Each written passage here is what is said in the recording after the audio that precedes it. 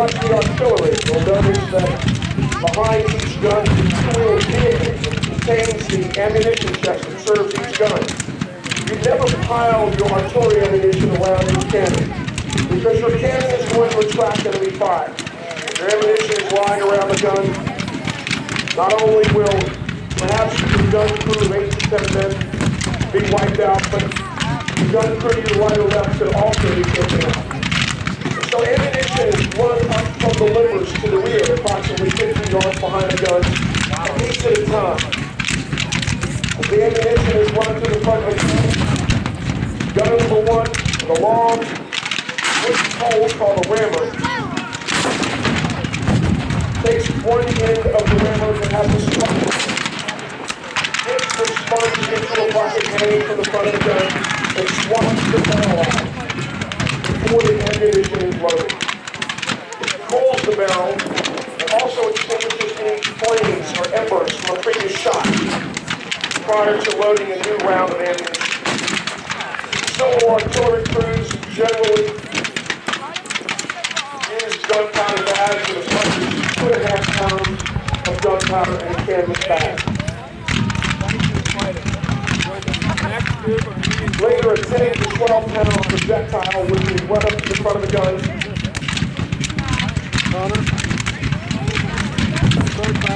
It would be handed to gun number 2, who would place the projectile in the barrel. Gun number 1 then switches to the other end of the pole, and there's a wooden block. Use that wooden block to ram the projectile down. So at the back of the barrel, you have a powder bag and front of that projectile.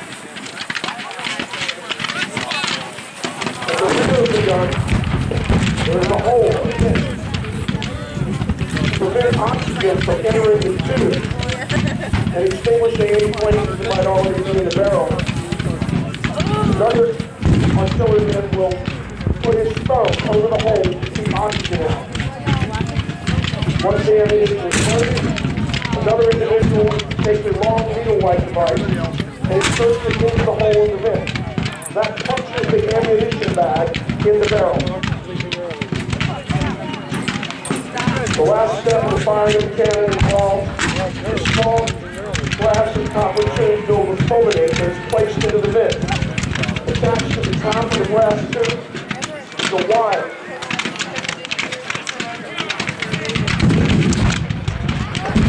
At the end of the horizontal wire is a loop, and a string is attached to the loop called a lanyard. The gunner who fires the cannon is able to hold the string away from the wheels of the cannon, so that when he fires the gun, the cannon recoils anywhere between 3 to 12 feet. He's not run over by the over 1 ton weight of a single cannon.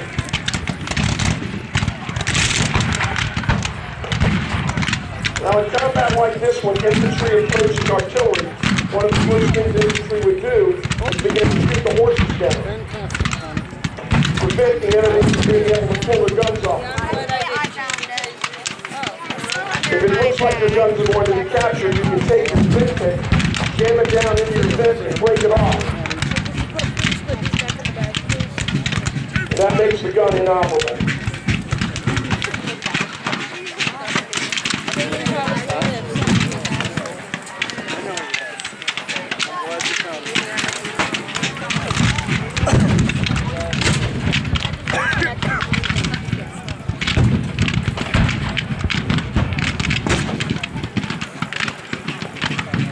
Why these men fight so close together, shoulder to shoulder, generally in double rank.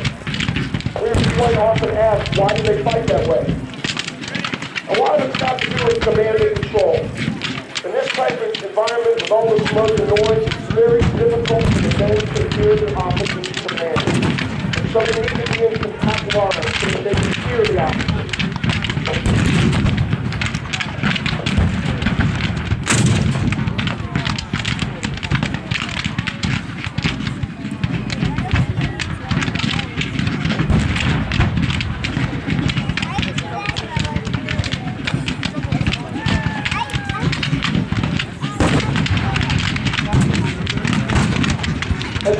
fire continuously, their faces become blind with the black powder.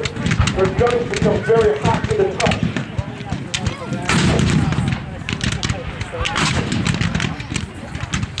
It's the same thing with the cannon.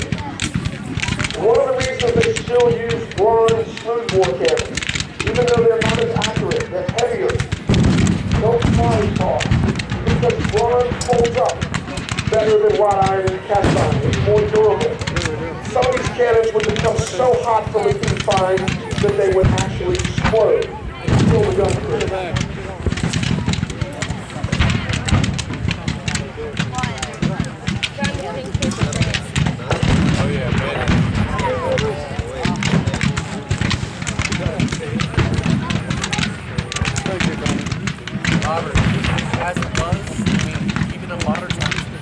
Good barrels can get so hot, you just keep going, and it gets so hot that it can bend the barrel.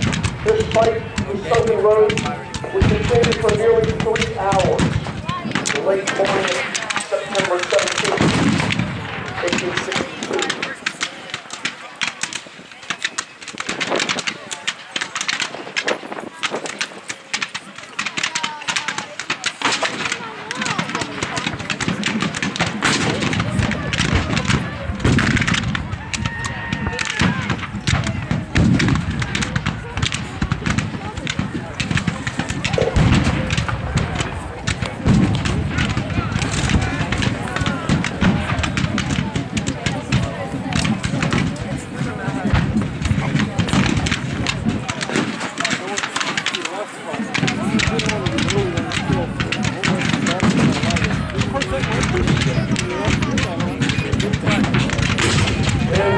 The third major thrust towards the Sunken Road by the Union Army on their left, on the Confederate right.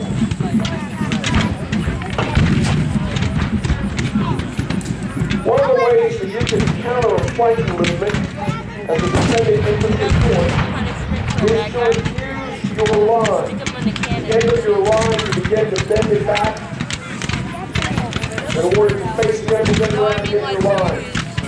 At Sunken Road, an order was given to refuse the line against the Federals trying to get around the Confederate line. But the order was misunderstood. It was taken as an order for retreat, and the Confederates began to pour to the rear, weakening their position at the sunken lane.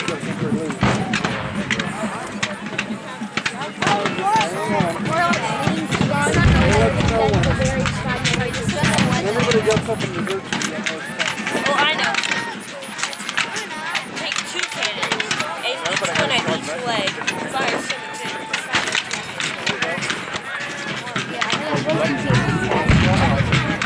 Like if we were basically down here.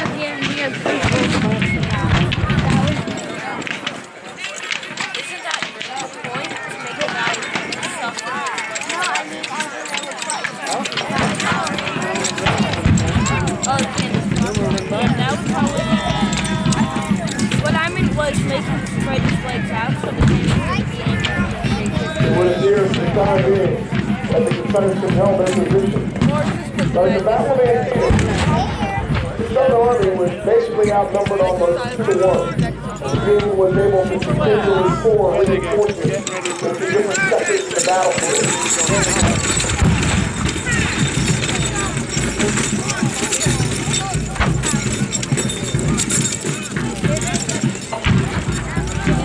The days of peace endless for the soldiers. One Union soldier was quoted as having said that it looked as though the sun was actually moving backwards in the sky.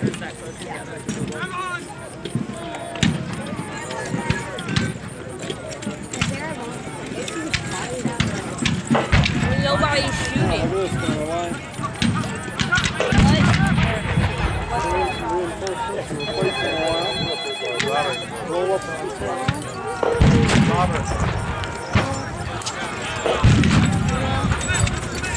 Union General Israel Richardson will bring men up around the far Confederate right.